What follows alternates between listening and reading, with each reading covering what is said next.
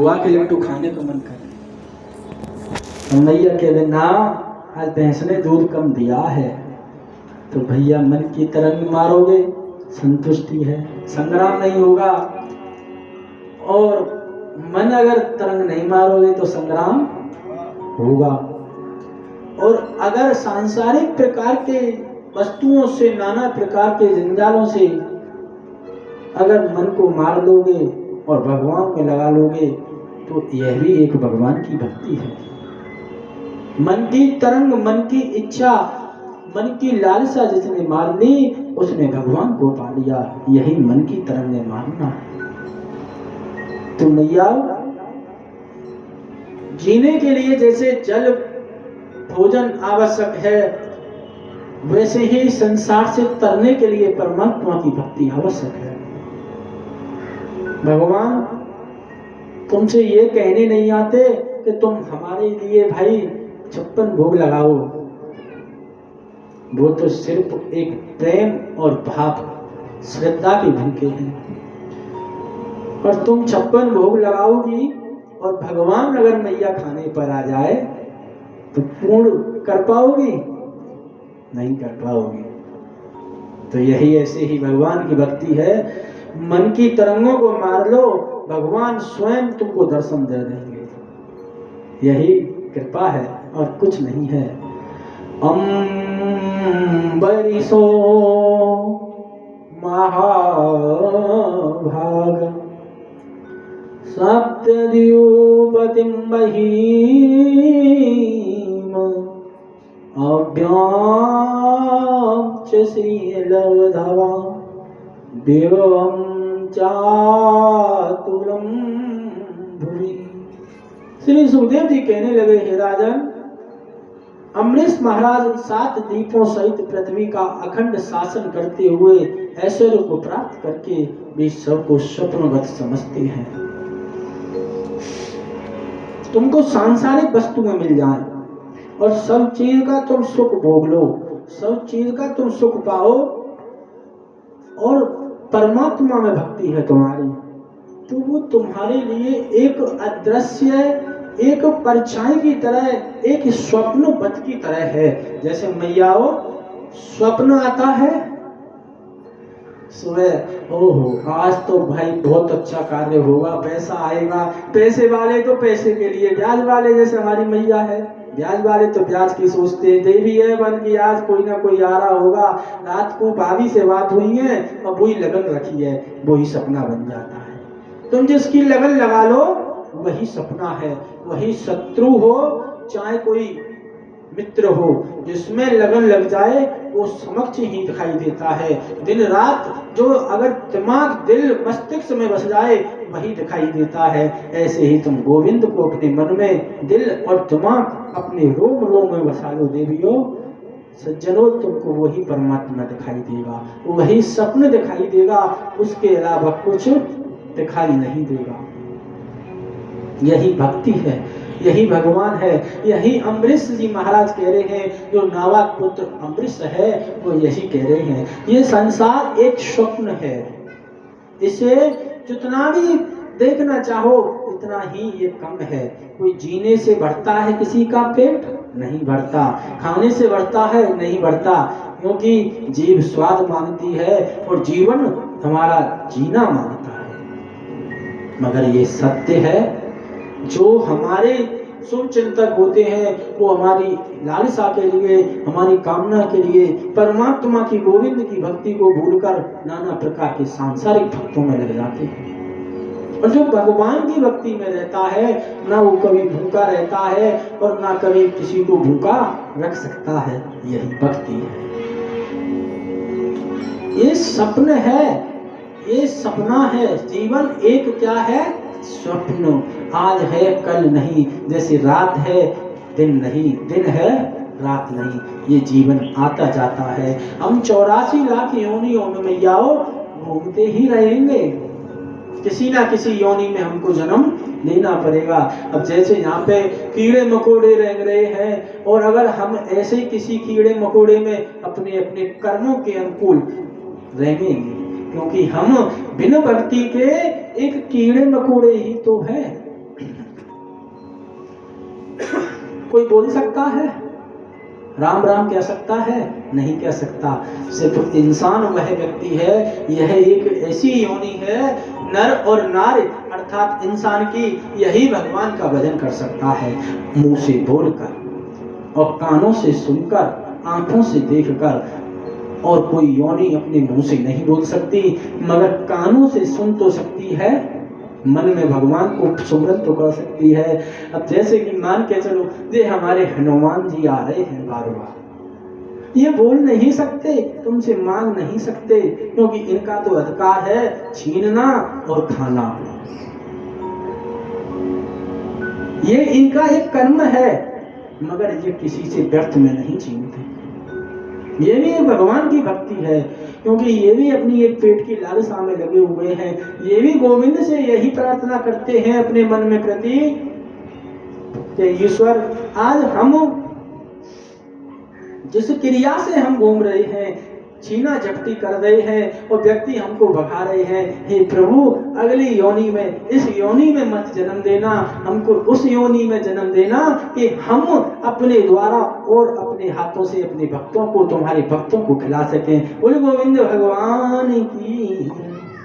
जो बोल नहीं सकता वो दूसरे पर आश्रित रहता है, वही तो परमात्मा है।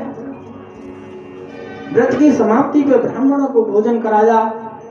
एक बार उन्होंने पत्नी सहित द्वादशी प्रधान एकादशी का अखंड व्रत रखा। 1 वर्ष नियमित रखने का नियम लिया। व्रत की समाप्ति पर ब्राह्मणों को मैया भोजन कराया।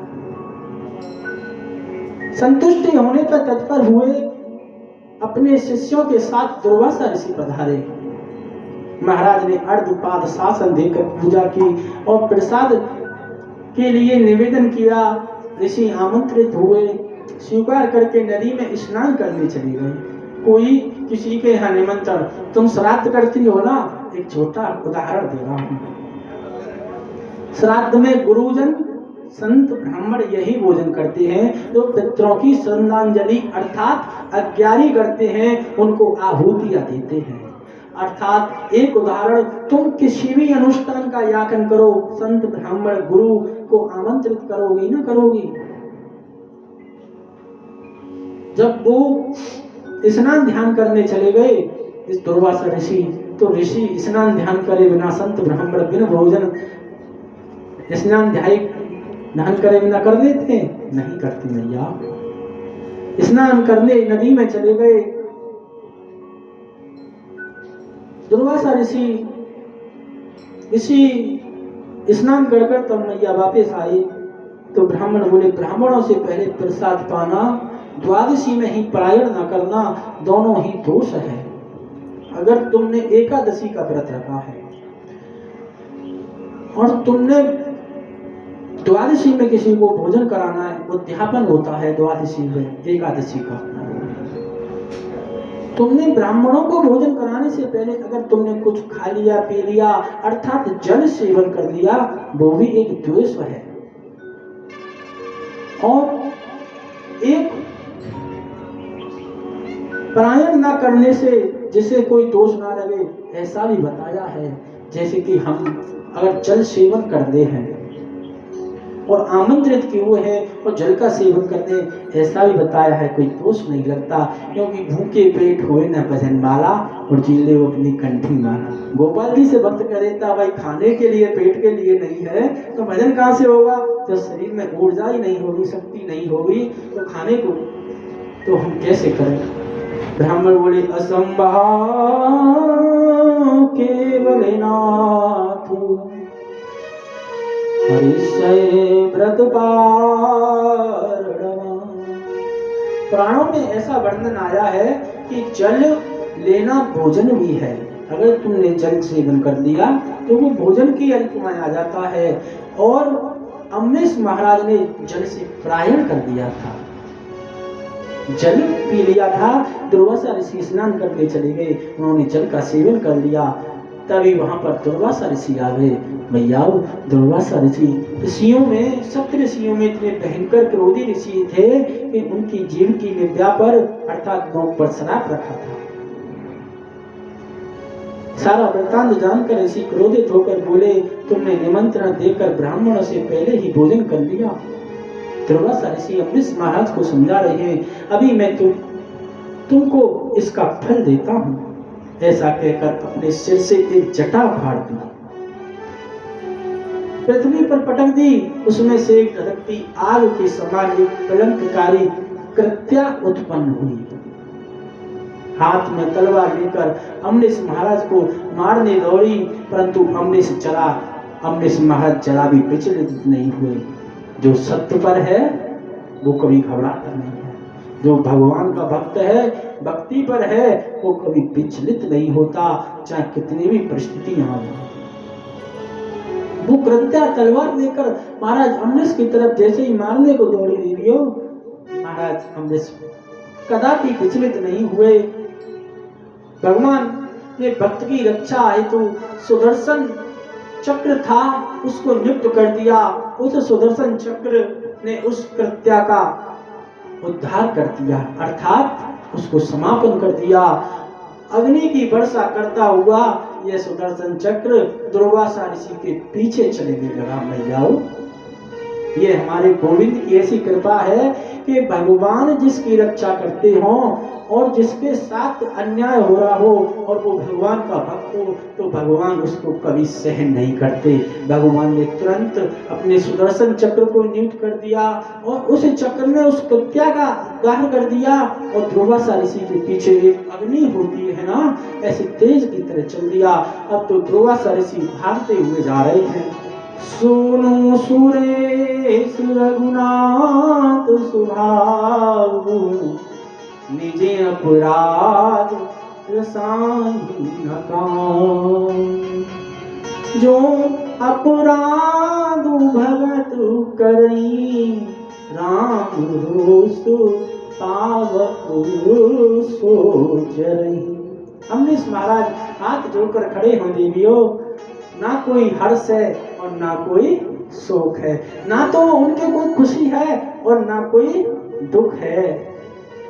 जो अपने पुरुषार्थ से देवों को भी मजबूर कर दे, पुरुषार्थ माने माओ, अपनी भक्ति से, अपने तप से भगवान को भी मजबूर कर दे, भगवान ऐसे भक्त की रक्षा नहीं करेंगे क्या? वह देवी आपदाओं से भी खिन्न नहीं होता। इस प्रकार महाराज अम्बरीश हाथ जोड़कर शांत चित्त खड़े हैं। दुर्वासा ऋषि चक्र से भयभीत होकर के जयंत की तरह सब देवों के स्थान पर गए। अब किसी के पीछे मैयाओ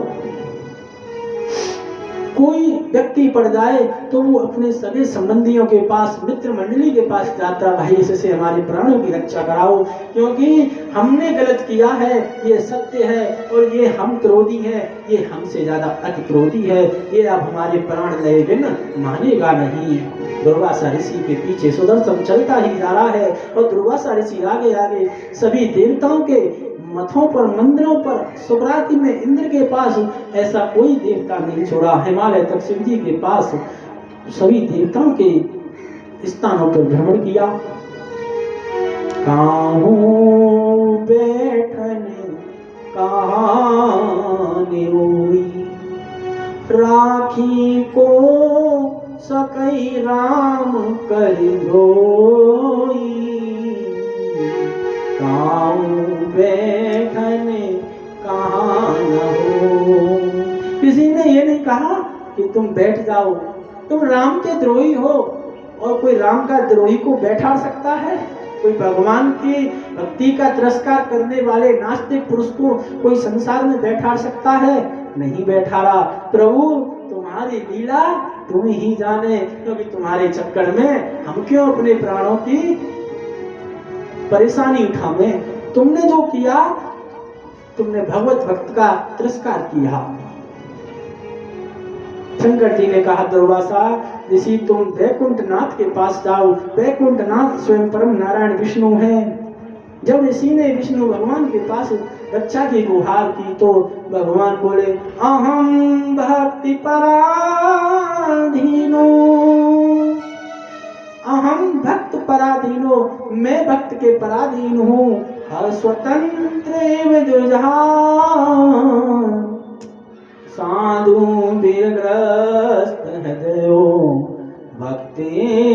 भक्त जन प्रिया। हे माता,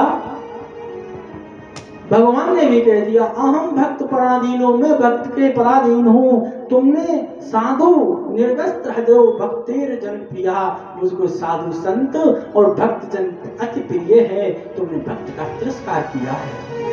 हे विप्र, मैं तो भक्तों के अधीन हूँ, मेरा हृदय साधुओं सज्जनों के अधीन है, मेरे भक्त मुझे अति प्रिय है। ये भगवान विष्णु ने कहा स्वयं परम नारायण ने दुर्वासा ऋषि जी से, यदि तुम बचना चाहते हो तो अम्बरीश महाराज के पास जाओ।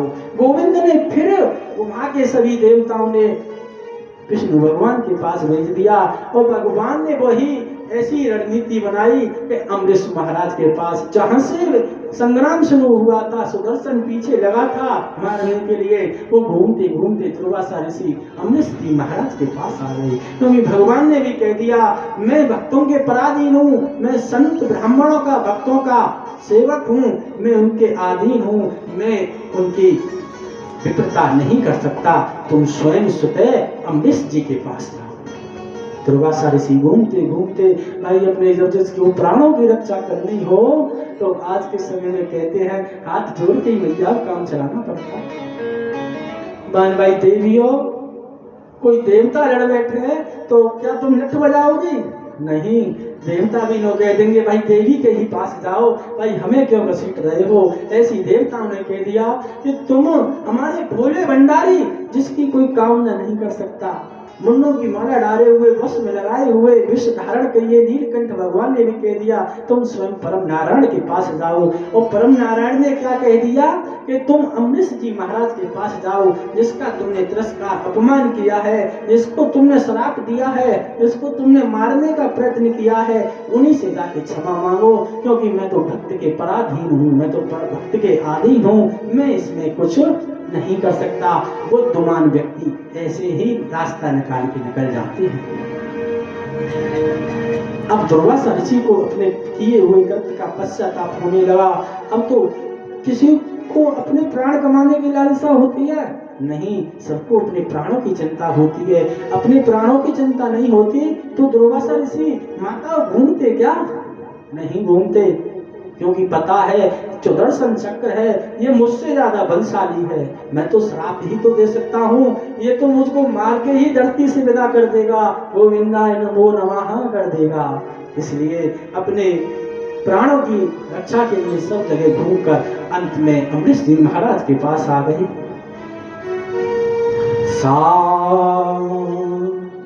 हे भक्तों, साधु सो परिप्रहितम् तेजा प्रहरतु कुरुते शिवमः।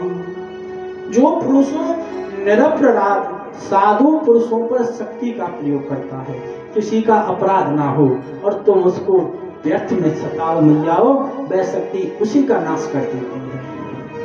किसी निर्धन को, असहाय को, सज्जन पुरुष को, भोले भाले व्यक्ति को तुम सताओ, अपना बल, पैसा, अपनी अभिमानता का गुरु दिखाओ, एक दिन कहते हैं ना वही व्यक्ति का नाश का कारण बनती है, वही उसका पतन बनता है।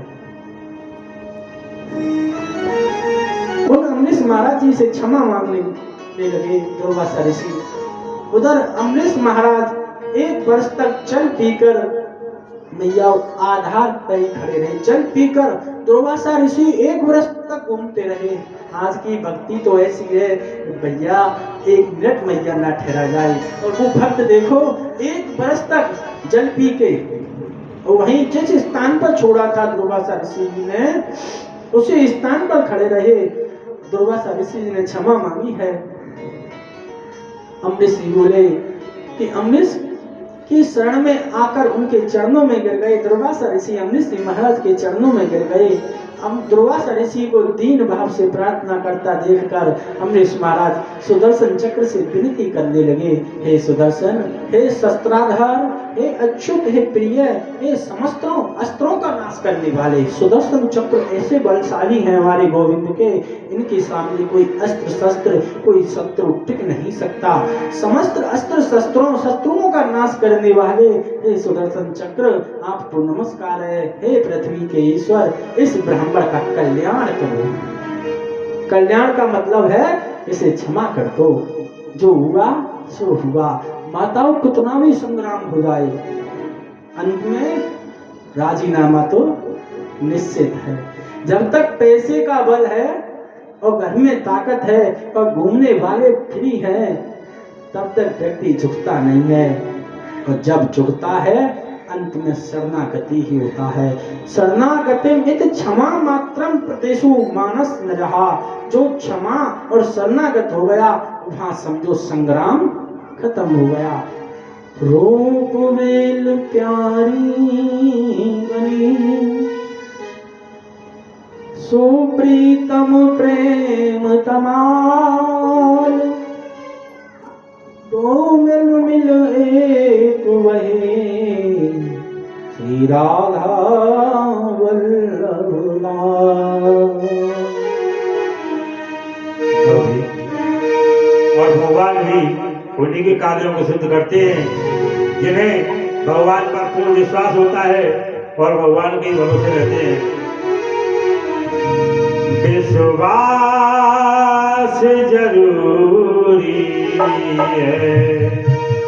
भगवान पर विश्वास है तो सब कुछ है। तेरी बिगड़ी हो, तेरी बिगड़ी, तेरी बिगड़ी बनाएगा। विश्वास जरूरी है, विश्वास जरूरी है। तेरा साथ हो, तेरा साथ, तेरा साथ निभाएगा। विश्वास जरूरी है, विश्वास जरूरी है।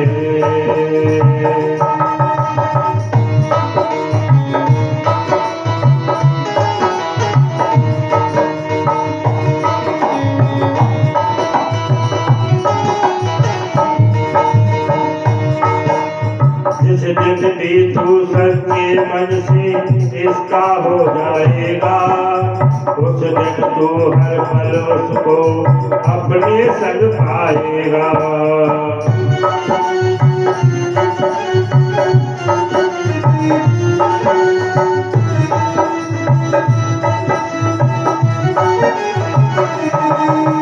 जिस दिन भी तू सच्चे मन से इसका हो जाएगा, उस दिन तू हर पल इसको अपने संग पाएगा।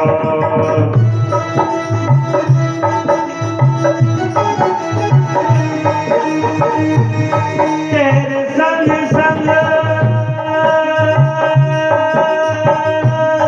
तेरे संग संग, तेरे संग संग चलेगा ये आवाज जरूरी है, विश्वास जरूरी है।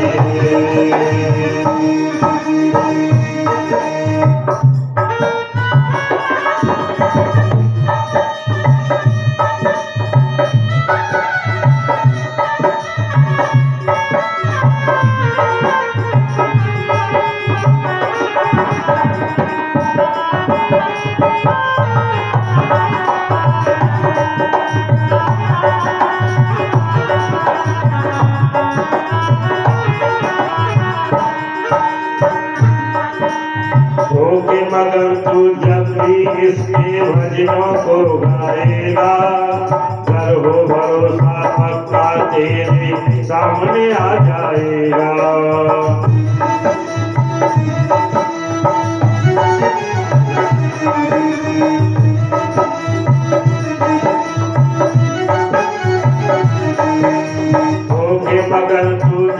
कोई उसके भजनों को गाएगा, कल हो भरोसा पक्का तेरे सामने आ जाएगा।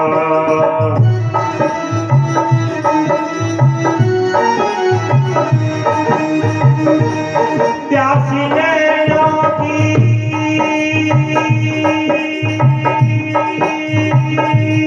प्यासी नैनों की प्यासी नैनों की बुझाएगा, प्यास जरूरी है, विश्वास जरूरी है।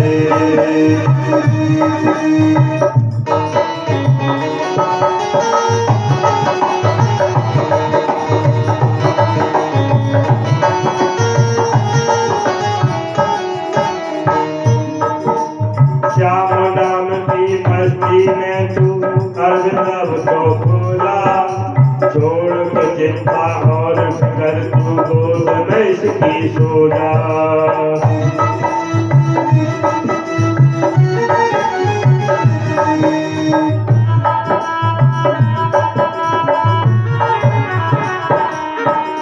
श्याम नाम की मस्ती में तू अर्ध तब तो खोला, छोड़ के चिंता और फिकर तू गोद में इसकी सो जा।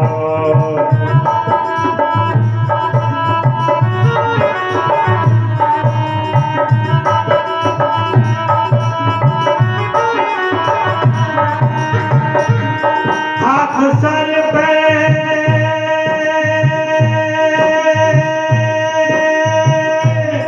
हाथ सर पे हाथ सर पर फिराएगा, एहसास जरूरी है, विश्वास जरूरी है। तेरी बिगड़ी